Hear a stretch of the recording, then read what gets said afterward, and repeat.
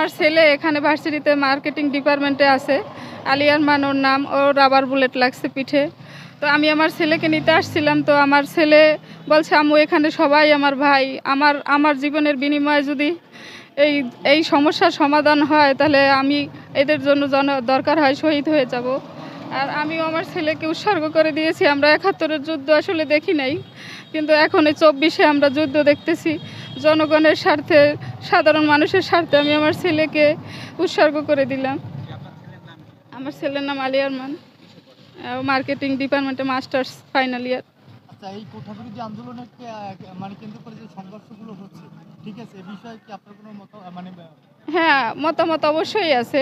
কারণ এটা সরকার চাইলে যে কোনো সময় এটা সমাধা করতে পারে। কারণ ৫২-৫৩ বছর আগে যুদ্ধ গেছে। তো যারা মুক্তিযুদ্ধ করছে তারা তো আসলে প্রকৃত কেউই সুযোগ সুবিধা তেমন পায় না। এখন যারা আছে বেশিরভাগই ভুয়া।